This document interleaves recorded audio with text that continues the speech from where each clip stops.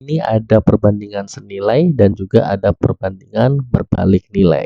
Nah, kali ini kita akan mempelajari perbandingan senilai terlebih dahulu. Perbandingan senilai ini adalah perbandingan yang jika salah satu besarannya itu naik atau bertambah, maka nilai yang lainnya juga ikut naik atau bertambah. Jika satu besarannya turun atau berkurang, maka nilai yang lain juga turun atau berkurang. Kemudian nyusun perbandingannya ini searah atau menyusun perbandingan seperti menyusun perbandingan pada umumnya. Contoh yang perbandingan senilai ini adalah barang dengan harga. Maksudnya, misal kita punya pensil 2, kemudian membelinya dengan harga 10.000. Kalau 3 harganya 15.000. Nah, ini kan menandakan bahwa semakin banyak pensilnya, harganya juga semakin naik. Jadi nilai pensilnya itu semakin bertambah, nilai rupiahnya atau harganya juga bertambah. Nah, ini adalah perbandingan senilai. Maka misalkan kalau 5 pensil kira-kira berapa nih?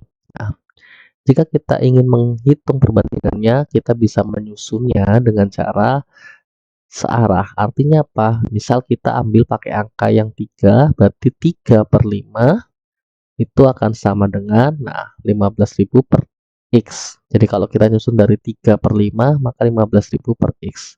Boleh nggak dibalik? Misalkan jadi 5/3, boleh saja. Kalau kita nyusun dari 5/3, maka nanti sama dengannya menjadi X per 15. Contoh lain yang perbandingan senilai, misalkan pekerja dengan hasilnya. Misalkan jika ada banyak orangnya 2, menghasilkan 8 produk, maka kalau ada orang 5, maka menghasilkan 20 produk. Nah, dari sini kita bisa melihat otomatis kalau semakin banyak orangnya, berarti dia akan semakin banyak dong produk yang dihasilkan. Ini juga termasuk perbandingan senilai.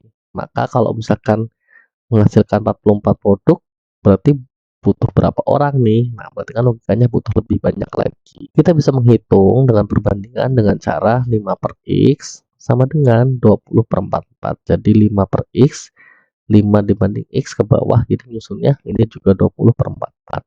Dibalik boleh X per 5, maka nanti juga sebelah kanannya juga kita mulai dari 44/20. Nah, kemudian kita bisa mengalihkan silang. Tapi kita juga bisa menggunakan logika. Tadi kita untuk pecahan senilai bisa menggunakan logika 3 jadi 15.000 dikali berapa sih? Kayak gitu ya. Atau 5 jadi 20 dikali berapa sih? Nah, itu bisa juga seperti itu.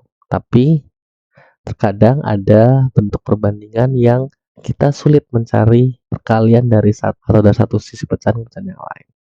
Nah, coba aja kita simak contoh soal selanjutnya. Dari sini ada soal bahwa membangun jalan tol sepanjang 90 km membutuhkan 54 drum. Untuk membangun jalan tol sepanjang 80 km, maka butuh berapa drum nih? Di sini ini termasuk perbandingan nilai. Jadi jika nilainya berkurang, maka drumnya atau nilai lain juga ikut berkurang. Kita bisa tulis nih kilometer, kilometer, drum, drum.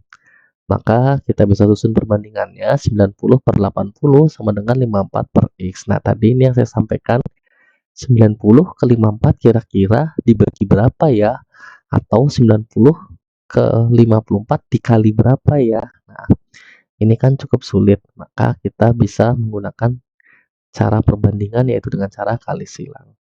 90 kali X akan sama dengan nilainya dengan 54 kali 80. Sekali lagi kali silang ya. Maka dari sini X-nya akan sama dengan 54 kali 80 per 90. Nah, di sini kita bisa coret atau sederhanakan 80 sama 90 kita coret 10, dibagi 10 ya, atau kita hilangkan nolnya, coret nolnya, sehingga akan menjadi 54 kali 8 per 9. Nah, dari sini baru kita sederhanakan lagi 9 dengan 54. Nah, sehingga akan menghasilkan 6 dikali 8. Hasilnya adalah 48.